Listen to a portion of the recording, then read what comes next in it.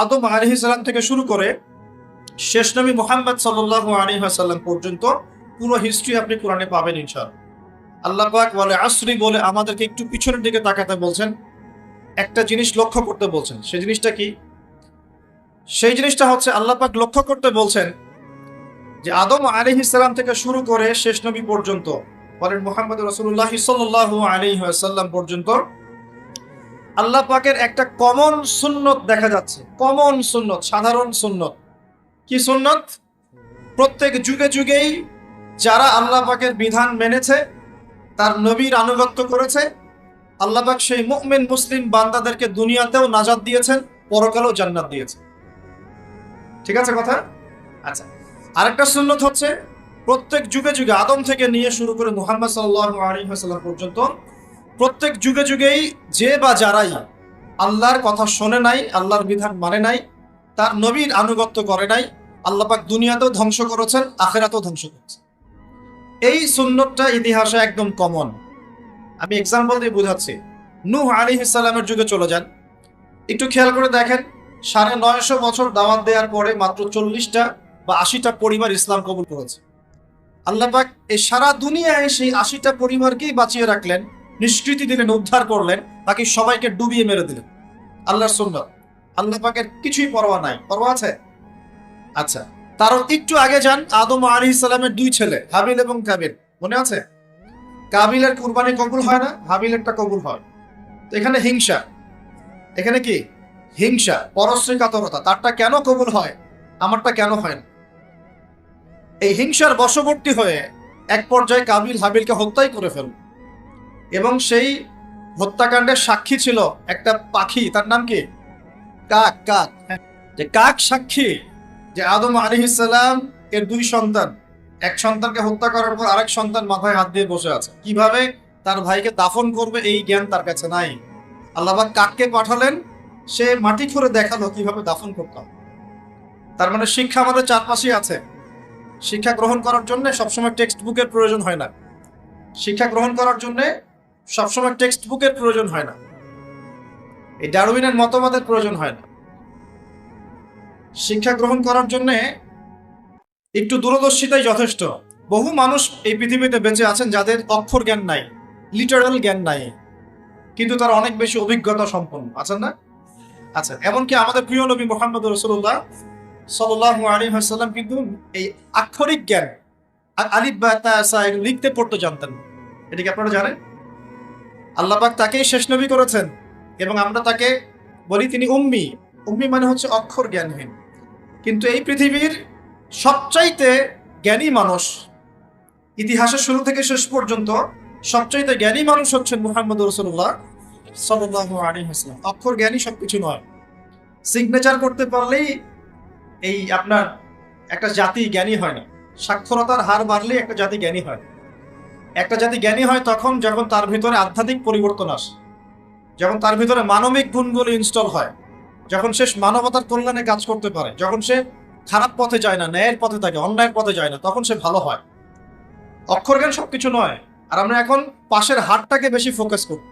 কত পার্সেন্ট পাশের হার, কত পার্সেন্ট শিক্ষিত, এটা বড় কথা নয়, কত পার্সেন্ট পাশের হার।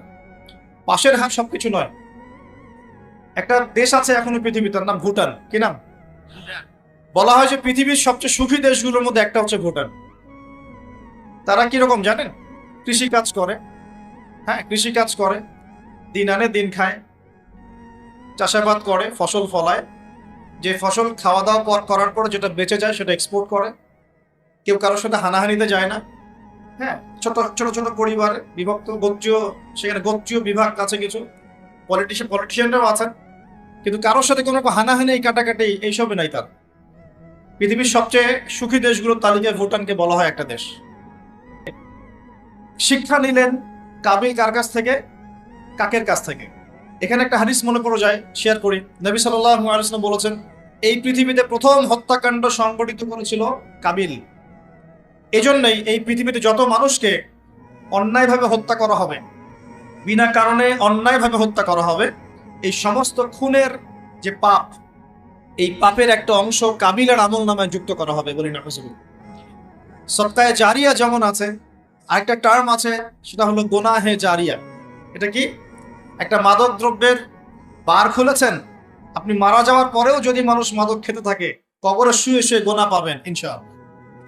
একটা গান গেয়েছেন যেখানে আজে বাজে মিউজিক আছে, বা আজে বাজে শিরকি কথা আছে, কুফরি কথা আছে, মানুষকে আহ, আপনার আল্লাহ থেকে দূরে সরাচ্ছে। যত মানুষ সেই গান গাবে এবং শুনবে, আপনার মৃত্যুর পরেও কবরে শুয়ে শুয়ে সেই গোনা পাবেন ইনশাআল্লাহ। একজন মানুষ সিনেমা হল করেছে এবং সেখানে নগ্ন ছবি প্রদর্শন করা হয়। এখনকার বেশিরভাগ সিনেমাতেই নগ্ন ছবি দেখানো হয়, কারণ এখন অনলাইনে ঢুকলেই মনে হয় এই জগৎ সমান সমান যৌনতা, মানে এই পৃথিবীটাই মানে যৌনতা, সবখানেই যৌনতা। এমনকি একটা স্যান্ডো গেঞ্জি কিনতে যাবেন, সেখানেও দেখবেন একটা নগ্ন মেয়ের ছবি দিয়ে রেখে দিয়েছে, সব যৌনতা। তো এই যে সিনেমা হলটা করেছেন, যত মানুষ এখানে সিনেমা দেখবে, যদি আপনি মারাও যান, যত মানুষ সিনেমা দেখতে থাকবে, এই গোনার একটা অংশ আপনার কবরে অটোমেটিক ট্রান্সফার হতে থাকবে ইনশাআল্লাহ। এভাবেই যদি আপনি মাদ্রাসা করেন, যত মানুষ পড়বে, আগামীতে শিক্ষিত হবে, দিনের জ্ঞান অর্জন করে মানুষের মধ্যে দাওয়াতের কাজ করবে, সমস্ত নেক আমলের একটা অংশ আপনি পাবেন ইনশাআল্লাহ। একটা মসজিদ করেছেন, মসজিদে ইনভেস্ট করেছেন, একটা মসজিদ করে দিয়েছেন, এই মসজিদে যত মানুষ নামাজ পড়বে ইনশাআল্লাহ আপনি এর একটা নেকির ভাগীদার হবেন ইনশাআল্লাহ। আপনি একটা বই লিখেছেন অথেন্টিক সুন্দর, এই বই যত মানুষ পড়ে উপকৃত হবে, আপনি কবরে শুয়ে শুয়ে নেকি পাবেন ইনশাআল্লাহ। ভালো কিছু বলেছেন, ভালো লেকচার দিয়েছেন, যত মানুষ শুনবে, আমল করবে, জীবন পরিবর্তন করবে, ইনশাআল্লাহ আপনি কবরে শুয়ে শুয়ে নাকি পাবেন ইনশাআল্লাহ। এটা সবচেয়ে সেরা ইনভেস্ট, সবচেয়ে সেরা ব্যবসা। আল্লাহ পাক আমাদেরকে এই ধরনের ব্যবসা বেশি বেশি করার তৌফিক দান। এখানে একটা প্রশ্ন আসবে যে হাবিলকে কেন কাবিল হত্যা করলো? উত্তর হচ্ছে হিংসা। উত্তরটা কি? এই কাবিলের সুন্নত কিন্তু 1400 বছর না, 1400 বছর তো নবীর যুগই চলে গেছে। আসলে এই লক্ষ লক্ষ বছরের পরেও কাবিলের এই সুন্নত কিন্তু শেষ হয়ে যায় নাই, এখনো কিন্তু হাবিল কাবিলের সুন্নত সমাজে আছে। যখনই দেখা যাবে যে কেউ কোনো ভালো কাজ করছে, ভালো কিছু হচ্ছে, তখন এক শ্রেণীর কাবিল অটোমেটিক বের হয়ে যাবে, যারা এই হাবিলের পিছনে লেগে যাবে। কথা ঠিক কিনা? প্রতিটা সেকশন এটা আছে। যদি পলিটিক্যাল ক্ষেত্রে একজন পলিটিশিয়ান ভালো কাজ করা শুরু করে, কিছু কাবিল বের হয়ে তার বিরোধিতা করা শুরু করে।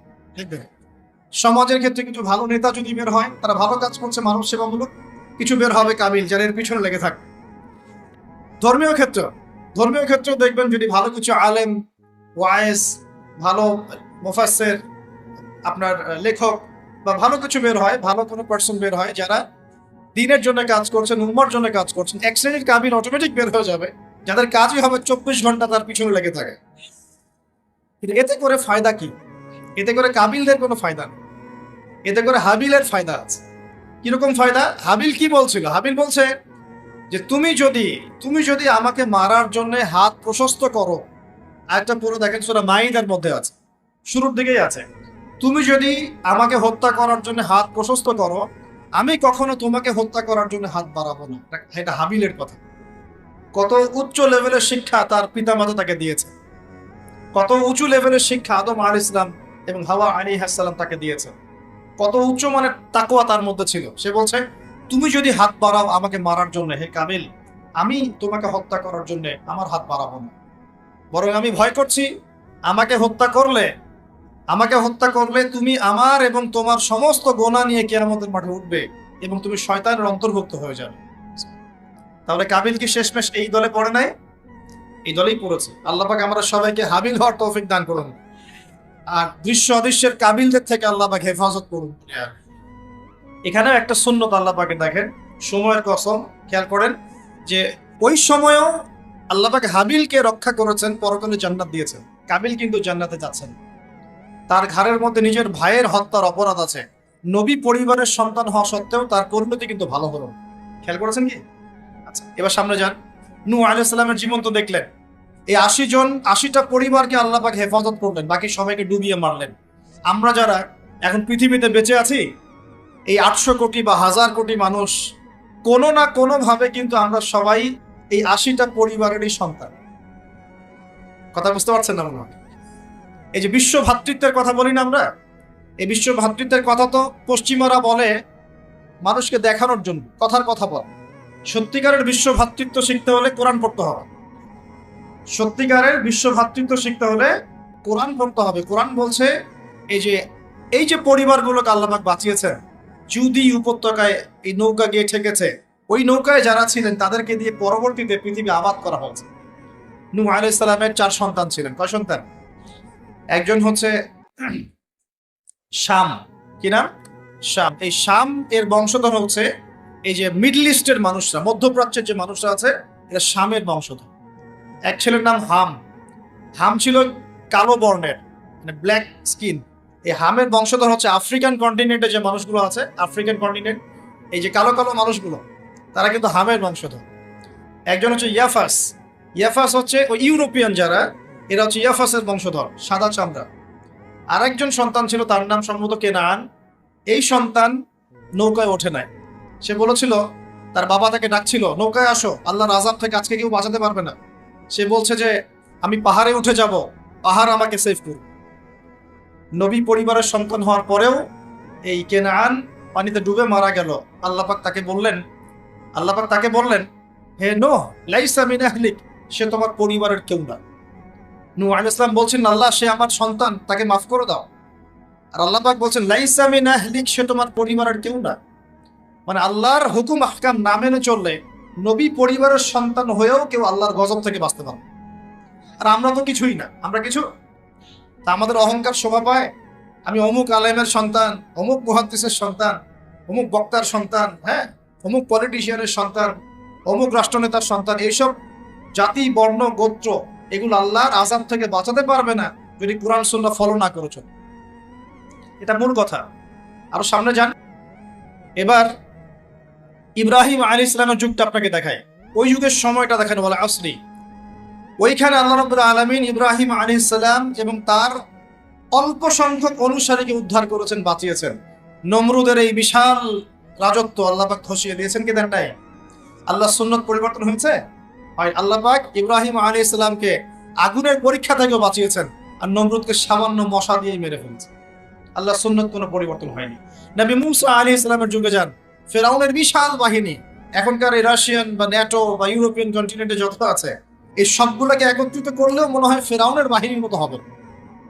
এই পুরো বাহিনীটাকে মনে হয় 1 ঘন্টার মধ্যেই আল্লাহ পাক লোহিত সাগরে ডুবিয়ে মেরে দিল। একদিনের মধ্যেই।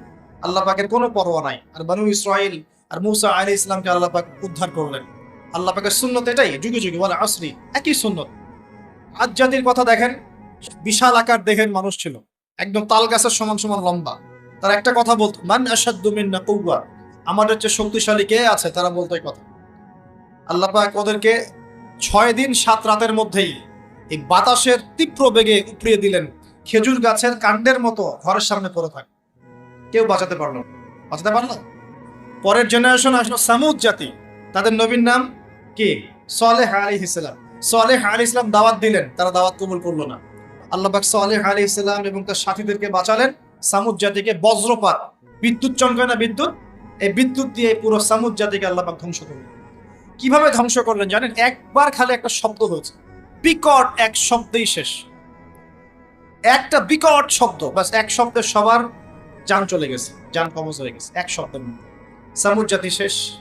একটা জাতির নাম ছিল মাদিয়ান, কওমে মাদিয়ান। এই জাতির নবী ছিলেন শুআইব আলাইহিস সালাম। এই জাতির পাপ ছিল, তারা মাপে কম দিত। কি করতো? আজকে যারা ব্যবসা করে মাপে কম দেন, সতর্ক হয়ে যাবেন। একটা জাতির উপর দুর্ভিক্ষ নেমে আসে তখন, যখন ওই জাতি মাপে কম দেয়। আমাদের সমাজে প্রচুর ব্যবসায়ী আছেন যারা মাপে কম দেন, ভেজাল খাওয়ান, একদিনের খাবার আরেকদিন খাওয়ান, মিথ্যা কসম করে পণ্য বিক্রি করেন এবং মানুষকে বিষ খাওয়াতেও দ্বিধাবোধ করেন না, সামান্য কয়টা টাকার জন্য। কয়দিন আগে দেখলেন না, এই যে বিরিয়ানি একটা রেড করলাম, দেখেন নাই? ওই যে 2 গ্লাস খাওয়াচ্ছে, খান, আপনারা খান, ওরা খাবে না, ওরা খাচ্ছে না। এরকম ব্যবসায়ীর সংখ্যা কি কম না বেশি? সবখানেই প্রতারণা। আমি এদিকে আসছি পরে ইনশাআল্লাহ। মানে শেষ জামানার সবচেয়ে বড় সমস্যাগুলোর মধ্যে একটা হচ্ছে বিশ্বাসহীনতা, প্রতারণা। এই জামানায় আমানত উঠে যাবে। কি উঠে যাবে? আমানত উঠে যাবে। আমানতদার ব্যক্তি খুঁজে পাওয়া যাবে না। নবীজি বলছেন ফসকার মতো মনে হবে, ফসকার মতো। গায়ে ফসকা পড়লে যেমন 2-1টা দাগ থেকে যায়, এরকম আমানতদার ব্যক্তি রেয়ার খুঁজে পাওয়া যাবে। মানুষ বলবে অমুক গ্রামে একটা আমানতদার ব্যক্তি আছে, এত রেয়ার হয়ে যাবে। সবখানে প্রতারণা। ঢাকার মতো শহরে যারা আমরা থাকি, মানুষের চোখে মুখে গেলে অবিশ্বাস, খালি অবিশ্বাস, কেউ কাউকে বিশ্বাস করতে পারে না। কেউ যদি একটা ভিক্ষুক যদি এসে গ্লাসের মধ্যে নক করে বলে যে আমাকে 2টা টাকা দেন, আমি ভাত খাইনি 3 দিন, বিশ্বাস করতে কষ্ট হয় যে সত্যি সত্যি নিচ্ছে না মিথ্যা মিথ্যা নিচ্ছে। এত অবিশ্বাস এখন। তারপরে ভিক্ষারও সিস্টেম, বলে যে আমাকে একটা কম্বল কিনে দেন, বড় আমি শাড়ি কিনবো, আমি লুঙ্গি কিনবো। আর সবার কাছে এই কথা বলে বলে সে টাকা উঠাচ্ছে। পরে গিয়ে দেখেন ওই টাকার একটা অংশ সে মাশাআল্লাহ নষ্ট করে ফেলছে, আর একটা অংশ দিয়ে কি করছে জানেন? শুনলে অবাক হয়ে যাবেন। একটা কোলের বাচ্চাকে নিয়ে ভিক্ষা করছে। কোলের বাচ্চা, এই কোলের বাচ্চাটা সে হায়ার করে আনছে একজনের কাছে, ভাড়া নিয়ে আসছে। সেটা তার বাচ্চা না, অন্য কারো বাচ্চা ভাড়া নিয়ে আসছে, এবং সেই বাচ্চাটাকে ঘুমের ওষুধ খাইয়ে দেয়। কি খাইয়ে দেয়? ঘুমের ওষুধ খাইয়ে দেয়। ফিডারের সাথে অন্য কিছুর সাথে ঘুমের ওষুধ খাইয়ে দেয়। বাচ্চা ঘুমায়, আর বাচ্চাকে ফেলে রেখে সে বলে যে বাচ্চা অসুস্থ, চিকিৎসার জন্য টাকা দেন, চিকিৎসার জন্য টাকা দেন। মানুষ টাকা দিয়ে যায়, কেউ দেয় কেউ দেয় না, দিয়ে যায়। এই যে একটা টাকা হয় সারাদিন শেষে, বাচ্চা ঘুমিয়েই আছে, বাচ্চা ঘুমের ওষুধ খাওয়া। তারপরে এই বাচ্চাটার ওসিলায় যে টাকাগুলো সে আর্ন করলো হারাম পথে, এর একটা অংশ সে এই বাচ্চার আসল পিতা মাতাকে দিবে, দিয়ে বাকি অংশ সে সিন্ডিকেট করে খেয়ে ফেলবে। এটাও হয় ঢাকা শহর। তাহলে এই যুগে আপনি কাকে বিশ্বাস করবেন? কিভাবে বিশ্বাস করবেন? কিভাবে বিশ্বাস করবেন? এটা অবিশ্বাসের যুগ চলছে। জনগণ সরকারকে বিশ্বাস করতে পারে না, সরকার জনগণকে বিশ্বাস করতে পারে না। সমাজ নেতা জনগণকে বিশ্বাস করতে পারে না, জনগণ সমাজ নেতাকে বিশ্বাস করতে পারে না। একজন ইমাম সাহেবকে মুসল্লি বিশ্বাস করতে পারে না, মুসল্লিকে ইমাম সাহেব বিশ্বাস করতে পারে। কোনো কোনো ক্ষেত্রে একটা ওয়াজ মাহফিল হচ্ছে, ওয়াজ মাহফিলের আয়োজক কমিটিকে বক্তা বিশ্বাস করতে পারে না, বক্তাকে ওয়াজ মাহফিলের কমিটি বিশ্বাস করতে পারে। এমনও হয়েছে, ওয়াজ করে চলে গেছি, এমনও হয়েছে যে ওই যে খামের ভিতরে সব পাত্তি, কিছুই নাই। তো এরকমও যে হইতে পারে সেটা তো কল্পনা ছিল না। আসেন হুজুর দেখা যাবে, আসার পরে আর দেখার নাম নাই। কোনো কোনো মাহফিল হয়েছে এমন, মাহফিল নেমে গাড়িতে ওঠার পর মাহফিল কমিটির ফোন নাই, বন্ধ। কিভাবে বাসায় যাবো কোনো ফিকির নাই। তো প্রত্যেকটা ক্ষেত্রে প্রতারণা, প্রতিটা সেক্টরে, উপর থেকে নিচ সব জায়গায় প্রতারণা। এই যুগে আপনি আমার একটা মেয়েকে ভালোবাসতে চাচ্ছেন, ভাবছেন যে সে আপনার বিশ্বাস রক্ষা করবে, এখানেও প্রতারণা। দাঁড়ান আমি কন্টেন্ট হারিয়ে ফেলবো। ছেলেকে বাবা বিশ্বাস করতে পারছে না, বাবাকে ছেলে বিশ্বাস করতে পারছে। দেখেন, সন্তানের জন্য সম্পত্তির জন্য ছেলে বাবাকে হত্যাও করেছে এই যুগে। সম্পত্তির জন্য ছেলে মাকে হত্যা করেছে। আমি উত্তরবঙ্গের একটা ঘটনা জানি, মাকে জবাই করে দিয়েছে সন্তান সম্পত্তির জন্য। স্বামী স্ত্রীকে বিশ্বাস করতে পারে না, স্ত্রীকে স্বামী বিশ্বাস করতে পারে। হ্যাঁ, তো এই জামানার সবচেয়ে বড় সমস্যা হচ্ছে এই জামানা থেকে বিশ্বাস উঠে গেছে, কেউ কাউকে বিশ্বাস করতে পারে না। খেয়াল করে দেখবেন, ইভেন বাজারে যাচ্ছেন, বাজারে গেলে কেনাকাটা করছেন, একটা অবিশ্বাস সবার চোখে মুখে, না জানি ও আমাকে ঠকায় দেয় কিনা। কেউ যদি ভালো মতো এসে 1 কাপ চাও অফার করে, ভাই আসেন চা খাই 1 কাপ, বিশ্বাস করতে কষ্ট হবে, না জানি চায়ের সাথে হবে কি খাওয়া দেয়। সব ক্ষেত্রে, প্রতিটা ক্ষেত্রে একই অবস্থা।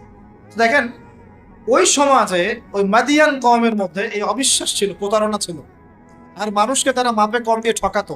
যে সুন্নত এখন চলছে, এখনো সে কোরআন আল্লাহ পাক কেন নাজিল করছেন, কেন এত ইতিহাস বলছেন? কারণ শেষ জামানার এই উম্মতে মুহাম্মাদি সাল্লাল্লাহু আলাইহি ওয়াসাল্লামের মধ্যে এই সমস্ত সমস্যাগুলো আবার নতুন করে দেখা দিবে।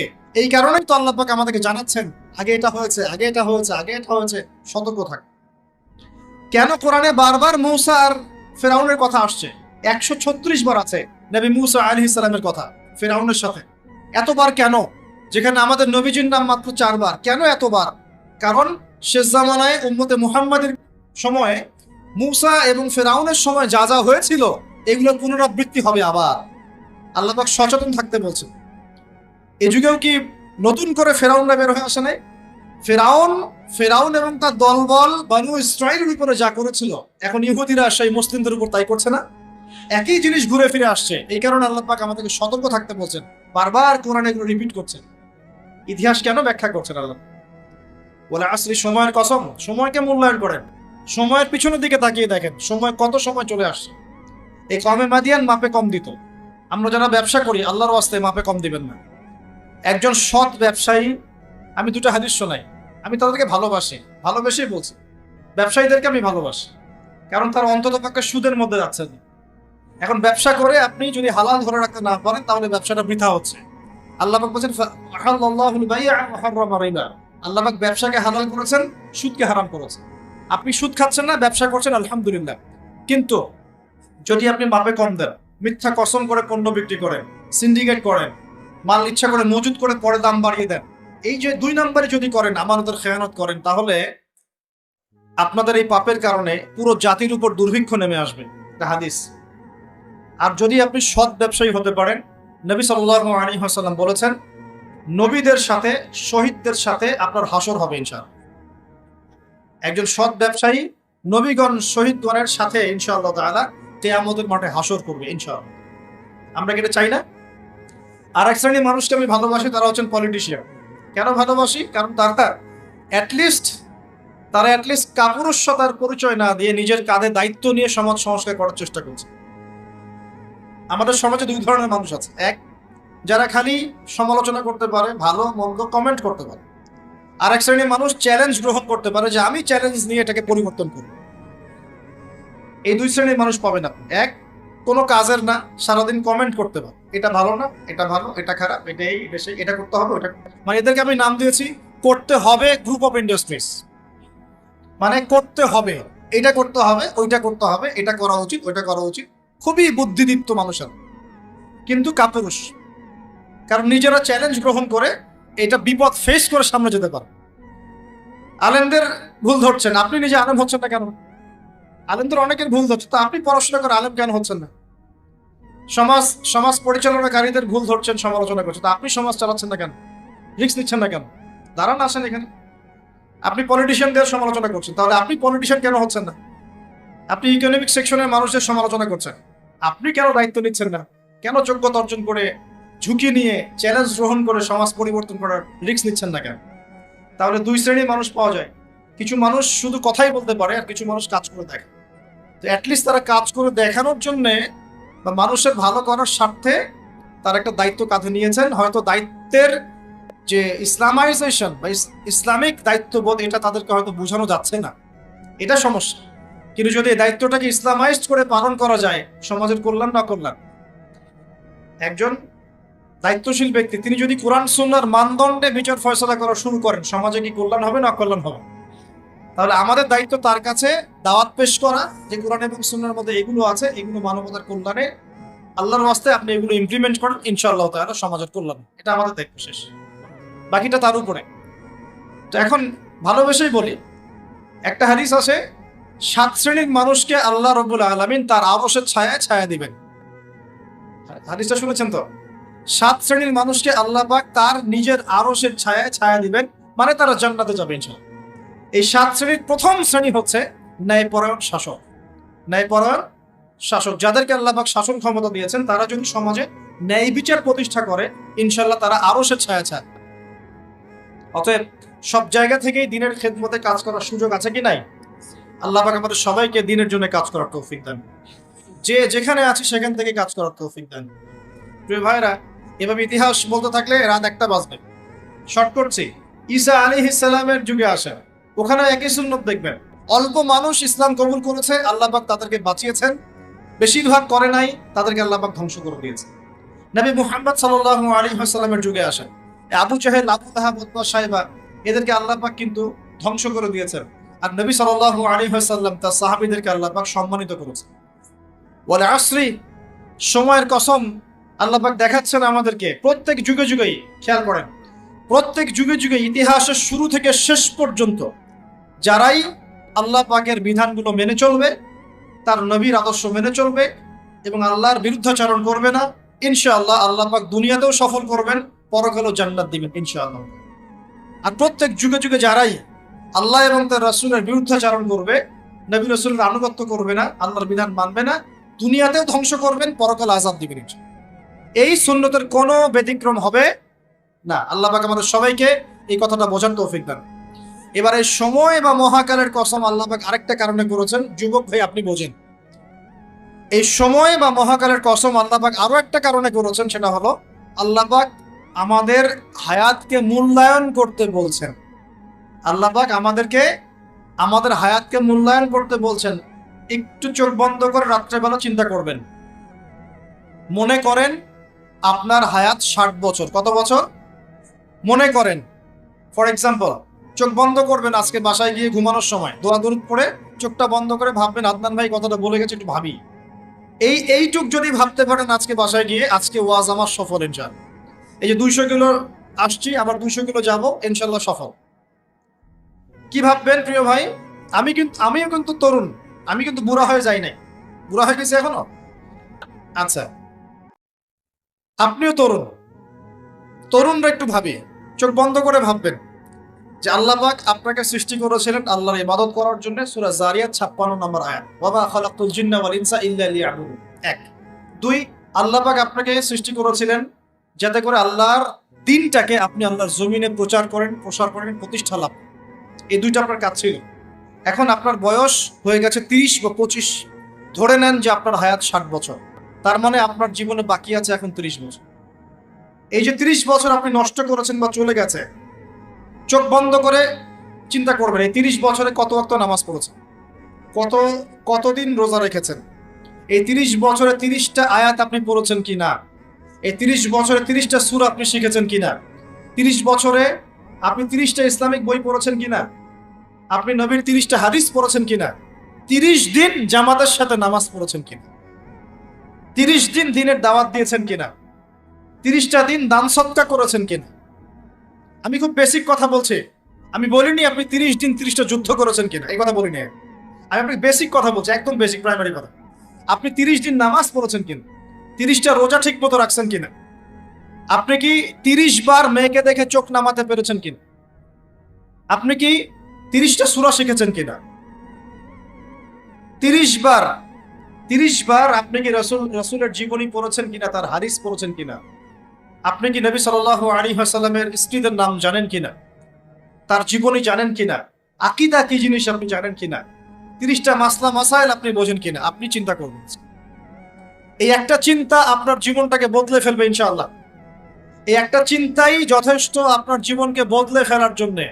এই চিন্তাটা আরেকভাবে করবেন, এটা ভাবার পরে আপনি চোখটা খুলবেন, চোখটা খুলে সাদা কাগজ নিয়ে বসবেন, উঠে বসবেন, বসে আপনি লিখবেন। এই যুব ভাই শোনেন,